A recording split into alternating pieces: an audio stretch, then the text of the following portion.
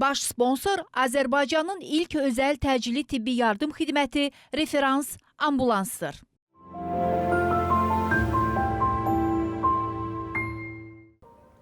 Hər vaxtınız xeyir. Mən Ülviyə Hüseynovanın təqdimatında baş həkimə baxırsınız. Dəyərli və təcrübəli həkimlərimizlə hər birimizə ciddi təsir edə biləcək ən əhəmiyyətli tibbi məsələləri müzakirə edirik verilişimizdə. Bugünkü mövzumuz isə mədə və 12 barmaq bağırsaq xorasıdır. Suallarımı isə Referans Həyat Hospitalının gastroenteroloq hepatologu doktor Ülvi İbrahimov cavablandıracaq. Xoş gördük doktor studiyamızda. Sağ olun, xoş gördük sizi. İlk elə sualım təbii ki olacaqdır. Nədir 12 barmaq və mədə xorası? Bəli. Deməli, mədə və 12 barmaq bağırsaq xorası nə deməkdir? Selikli qişanın üzərində hər hansı bir zədələnmə artıq baş verərsə, ilk növbədə bildiyimiz kimi insanlar el arasında bildiyimiz qastrit var. Bu adi bir iltihablaşmadır. Bu iltihablaşma ilə pasiyent zamanında həkimə getməsə, müraciət etməsə, təbii ki bu dərinləşir və orada artıq eroziv dəyişikliklər baş verir. Həmin eroziyada daha sonra artıq xoraya çevrilir, yəni yaraya. Yəni bu bir sözlə mədə və 12 barmaq bağırsağının divarının dərin bir qüsurudur. Və təbii ki bu artıq yara əmələ gəldisə, Mədədə yaranır, ondan sonra keçir. Xeyr, ayrı-ayrılıqda ola bilər ki, bir pasiyentin mədəsində olsun, digərin pasiyentin 12 barmaq bağırsağında olsun, fərqli şəkildə, harada belə deyək, daha zəif nöqtə var, orada əmələ gəlir. Pürüzə verirmi dərhal? Yoxsa bunun üçün aylar, illər tələb olunur? Deyilənə görə bir çox xəstələrdə heç ümumiyyətlə pürüzə vermir və artıq o xəstə biləndə ki, onda bu xəstəlik var, iş işdən keçmiş olur, təəssüf ki. Bəli, bunu çox gözəl vurğuladınız. Həqiqətən də son zamanlar müşahidə etdiyimizdə bizim ədəbiyyatda yazılan bu əlamətləri bəzən biz xəstələrdə görmürük və getdikcə xəstələr əlamətsiz və yaxud çox cüzi bir əlamət. Yəni, düşünün, bəsit bir köp şikayəti ilə gələn bir pasiyentdə mədədə nə qədər böyük bir yaralar, tək bir yara yox, çox saylı yaralar aşkarlayır. O cümlədən inanırsınız, hələ belə deyək də, şok deyim, yəni nədirsə, bu 2 gün öncədən bir pasiyentə baxmışdıq və cavan bir xanımdır. Yəni 20 yaş nə deməkdir ki, biz müalicə verdik. Adətən biz istənilən bir pasiyentdə, yəni maşallah olsun, verdiyimiz müalicələr istənilən halda kontrolda tam sağalır. Və həmin bu pasiyentdə sadəcə bunu niyə misal gətirirəm? Zamanında gastroenteroloqa müraciət etməkləri əgər bir şikayət varsa, biz müalicə bu şikayətdə heç bir, yəni bircə dəfə yüngül bir pristup olub, bir dəfə. Və salam, başqa bir şey olmayıb. Müalicə verdik və pasiyent artıq bir aydan sonra gəldi, kontrola baxırıq, yəni yara tam sağalmır və onu da vurğulamaq istərdim ki, hörmətli pasiyentlər, mütləq şəkildə əgər siz müayinəyə endoskopik daxil olursunuzsa, biopsiya mütləq razılıq verin. Bu sizə yəni məcbur etməsin ki, 2 dəfə daxil olasınız həmin müayinəyə, 2 dəfə sedasiya alasınız. O yüzden yəni pasiyent təbii ki biopsiya icazə vermədiyi üçün biz məcbur biopsiya aldıq. Təbii ki indi onun cavabını gözləyirik və inşallah çox ümid edirəm ki, yəni orada cavablar müsbət gələcək ki və biz yenə də fərqli bir müalicə sxemlərimiz ilə onu tamamilə inşallah ki sağaldarıq. Yəni demək istədiyim odur ki, əlamət yoxdur. Soruşuram, yəni böyük bir yara, çox böyük ölçüdə yara, soruşuram, yəni adını çəkməyəcəm, pasiyentə deyirəm, ağrınız var, nə deyir, heç nə yoxdur axı, hər şey aladır, hər şey yeyirəm. Doktor, neçə müddət ərzinə o yara əmələ gəlibdir? Yəni, əslində yaraya baxdıqda görürsən ki, bu dünənki yara deyil, bir ayın deyil. Və heç bir pürüzə verməyibdir. Əfsuslar olsun ki. Bu o deməkdir ki, yəni insanlar mütəbadi olaraq hər bir istənilən orqanizmlə mütləq şəkildə check-up müayinədən keçməlidirlər hər halda. Bizdə bu əfsuslar olsun ki, hələ ki oturuşmuydu, amma xaricdə təbii ki bu check-up müayinələr çox geniş yayılıbdır və nəticəsi bəhrası da gözəldir ki, yəni xəstələr profilaktik olaraq gələcəkdə yaranan problemlərdən qorunur. Yəni bizdəki kimi baxın nə qədər yayılıbdır mədə-bağırsaq xərçəngi, hədsiz dərəcədə çoxdur. Amma onların statistikasına baxsan minimaldır. Nəyə görə? Vaxtında müraciət edirlər, balaca bir problemdir, zamanında həll olunur və təbii ki orada artıq gələcəkdə problem ola bilməz. Və bu xanım da biruzə verməyibdi. Amma elə pasiyentlər, elə insanlar, elə xəstələr var ki, biruzə verir. Məsələn, bunların sırasında mütləq şəkildə, indi siz onu dəqiq deyəcəksiniz, mədə qıcıqırmaları. İnsanlar göz yumur ona. Hər hansısa bir ev üsulları ilə onu örtbasdır eləyir. Bugün, sabah və günlərin bir günü nə baş verir? Mədə qanaxması. Daxili mədə qanaxması və artıq işdən keçmiş olur demək olar ki. Bəli, doğrudur. Həqiqətən də hələ siz belə deyək, ağırlaşmaların birini söylədiniz, yəni qanaxmanı. Yəni düşünün ki, bir neçə ağırlaşması var. Elə sözü gəlmişkən bunu da vurğulayım ki, yəni burada artıq qanaxma da ola bilər.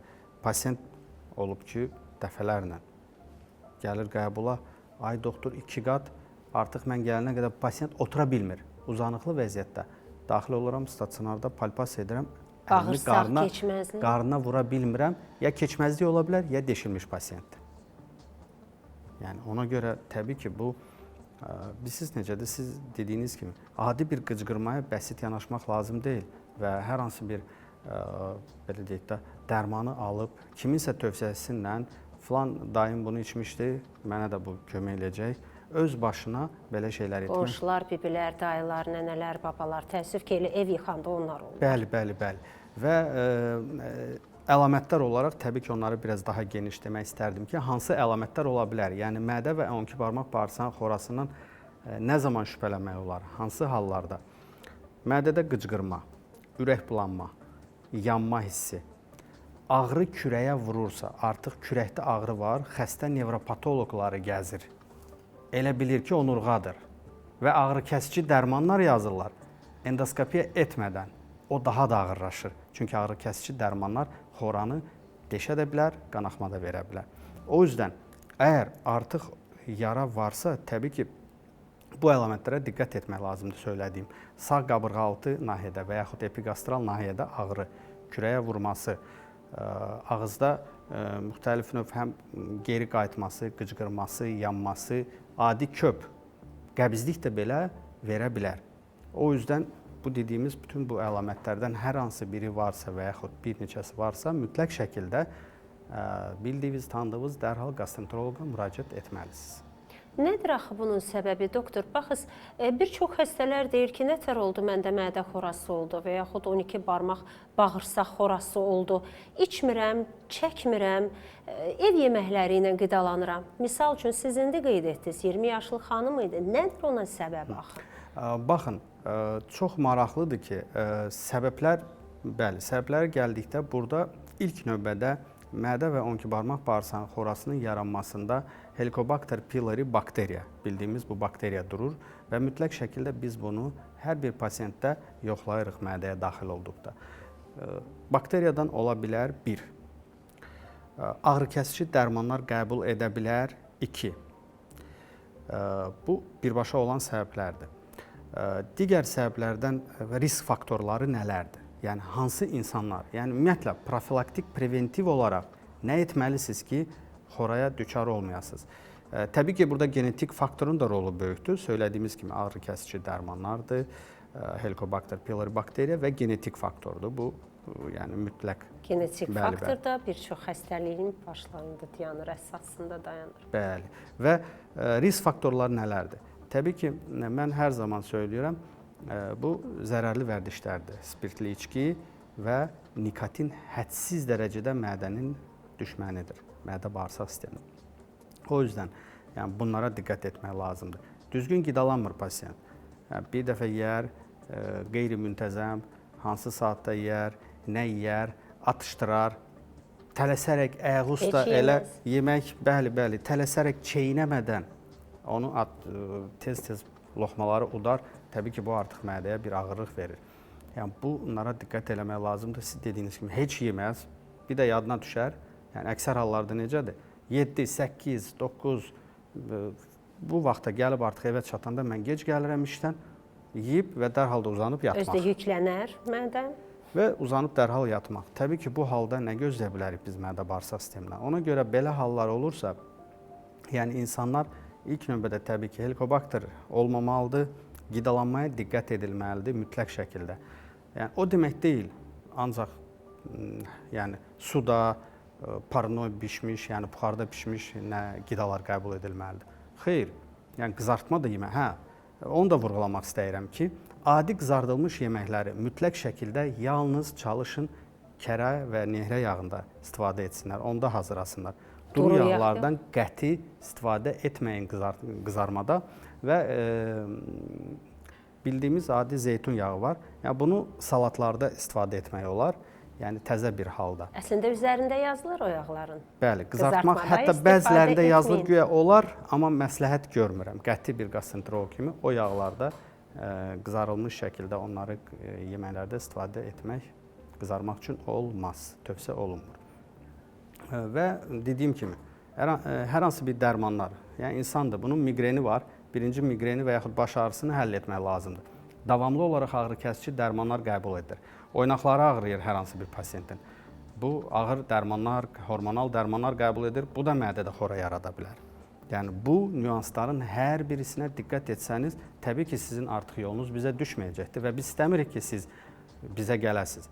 Mən istərdim ki, bu dediyim amillərin hamısına diqqət edəsiniz ki, yalnız sağlam olsunlar.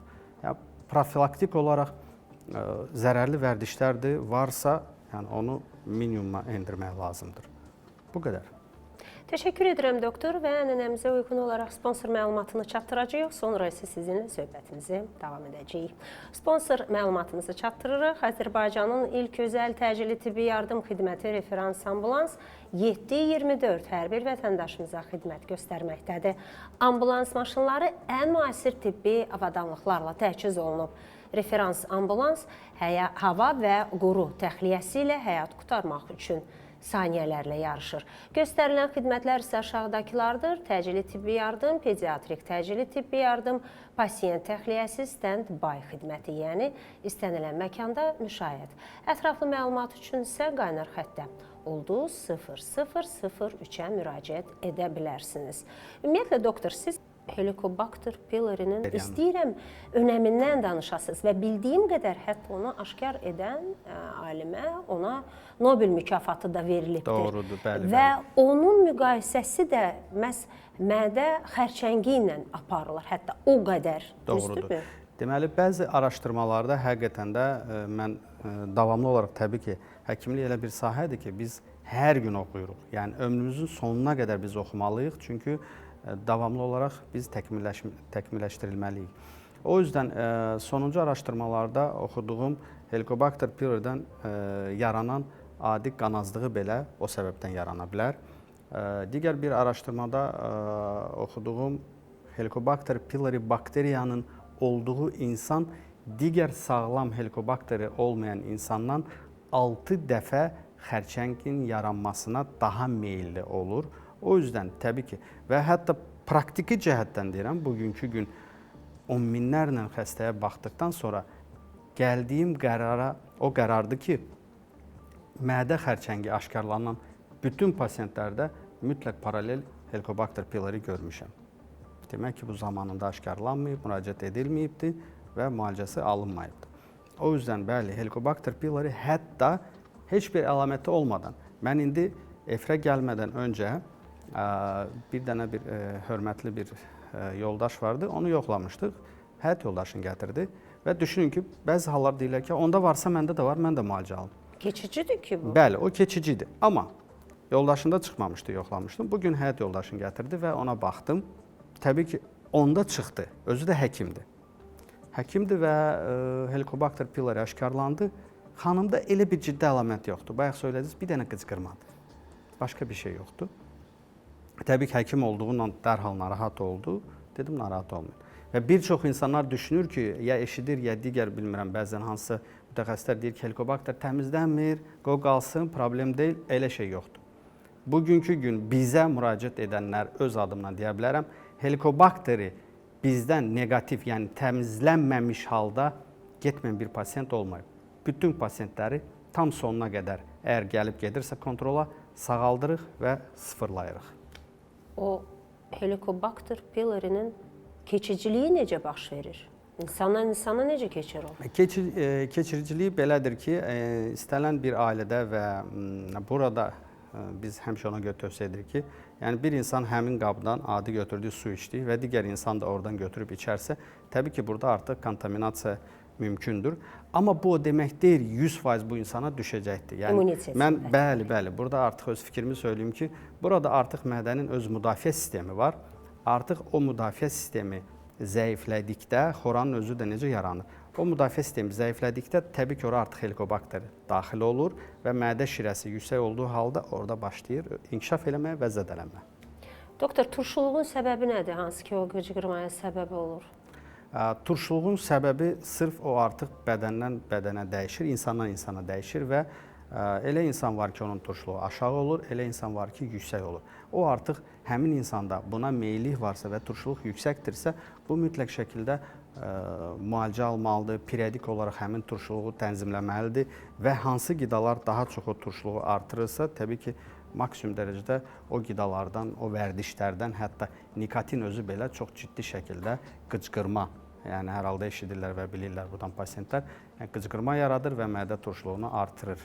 Və təəssüf ki, hətta bir çoxları o qıcqırmanı aradan qaldırmaq üçün nə edir? Qaytarır qəbul edilən qidaları. Belə hallar da olur, bəli. Doktor, mütləqmi həmin o xoralar xərçəngə keçəcəkdir? Həmin o xoralar xərçəngə keçməsi mütləq deyil. Nəyə görə? Yəni, bugünkü gün, deməli, təkrarçılıq olmasın, istənilən gələn xoralar, yəni müalicə veririk, kontrolda gəlirlər 1 ay sonra və yaxud maksimum 2 ay sonra, kontrolda artıq xora tam sağalıb. Yəni, o dərəcədə ki, yəni inanmırlar. Yəni, bugünün özündə, bugün bura efirə gəlmədən 2 pasiyentimdə, hər ikisində də artıq birində ümumiyyətlə daha ciddi bir cavab demişdilər. Yəni, verdik bir kurs müalicə və yaralar maşallah sağalıbdır. İndi gözləyirlər bizi sevinə-sevinə, onlara müalicənin davamını yazacaq. Uğur olsun və təbii ki, siz qeyd etdiyiniz kimi öncədən profilaktik müayinələrdir, o müalicə üsulları da bugün çox rahatdır, əl çatandır və sizin kimi təcrübəli həkimlərə mütləq şəkildə müraciət etməlidirlər. Təşəkkür ederim. Sonda qısaca olaraq bir məsləhətinizi də istərdik tamaşaçılarımız. Bəli. Tövsiyə olaraq bu söylədiyimiz ağırlaşmaların olmamasını əgər əziz izləyicilər, yəni bunların olmamasını əgər istəyirsə profilaktik biz nələr edək? Mütləq şəkildə əgər artıq bir insan ümumiyyətlə 35 yaşına çatıbsa, bir dəfə də olsun gastroskopiya prosedurundan keçmək lazımdır.